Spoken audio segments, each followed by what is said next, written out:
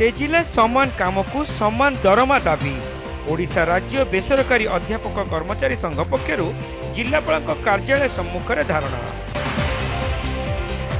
समान काम को समान दरमा दाबी रे ओडिशा राज्य बेसरकारी अध्यापक कर्मचारी संघ पक्षर बालेश्वर जिलापाल कार्यालय सम्मुख में प्रतिवाद स्वरूप धारणा कार्यक्रम अनुष्ठित हो जाइछि। राज्यर विभिन्न अनुदान एवं अण अनुदान प्राप्त बेसरकारी महाविद्यालय रे 2008 मसीहा जून 1 तारिख रु 2018 मसीहा जून 1 तारिख मध्य परिचालना कमिटी द्वारा नियुक्त अध्यापक एवं कर्मचारी मानकु सरकारी अनुदान प्रदान करने पर संघर कर्मकर्ता माने दाबी जणाइथिले। सेमानक अभियोग अनुसार राज्यर नूतन सरकार गठन परठारु बारंबार दाबी करा जाउथिले भी सरकार नीरव द्रष्टा साजिछंती। एथिपाई एक स्थायी कमिटी 4 सुपारिश क्रमे सरकार सेमानकु अनुदान प्रदान करने पर एक उच्चस्तरीय कमिटी गठन करथिले।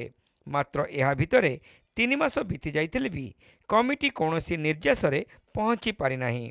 ए बाबदरे राज्य संघर सभापति विश्वरंजन दास गणमाध्यम जरिया सरकार को एक समय सीमा देइथिले।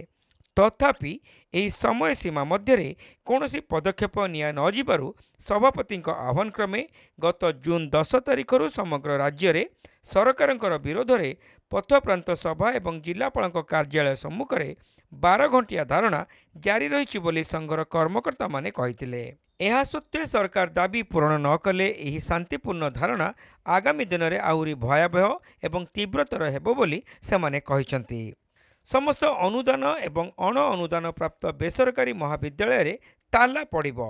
तेणु ए दिगरे सृष्टि हेबाकु जाउथिबा समस्त अप्रीतिकर परिस्थिति पई सरकार निजे दायी रहिबे बोली धारणाकारी माने चेतावनी देइथिले। देखंतु हमर दीर्घदिन दाबी एकमात्र दाबी सरकार पाखरे जे 2008 रु 2018 मसीहा मध्य अनुदान प्राप्त एवं अण अनुदान प्राप्त महाविद्यालय मानकरे जो अध्यापक एवं कर्मचारी माने अछंती तांकु सरकार अनुदान परिसरभुक्त करंतु। आमे दीर्घ 4 वर्ष है यह आंदोलन आमर चली।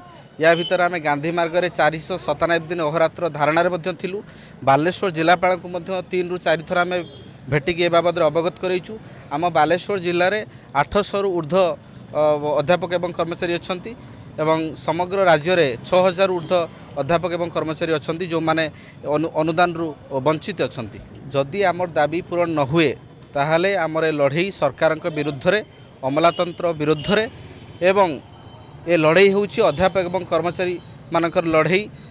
ए लड़ई होउछि अनुदान पाई लड़ई। ए लड़ई होउछि आम स्वाभिमान लड़ई। ए लड़ई होउछि आम भविष्यतर लड़ई। ए लड़ई होउछि आम जीवन जीविकार लड़ई। तेणुक ए लड़ई जारी रहिबो जदि सरकार आमर दाबी को सम्मानर सहित सहृदयतार सहित विचार न करती बा ग्रहण न करती ताहले आगामी दिन रे भुवनेश्वर गांधी मार्ग रे जो आंदोलन हेबो एक रक्ताक्त आंदोलन हेबो। सेति सरकार माने सजाग रुहंतु। संघर राज्य संपादक प्रियव्रत महापात्र, जिला संयोजक तापस कुमार पात्र, सुभाष चंद्र राउत एवं रंजन कुमार पंडा समेत समस्त संयोजक एही धारणा रे सामिल होइतिले।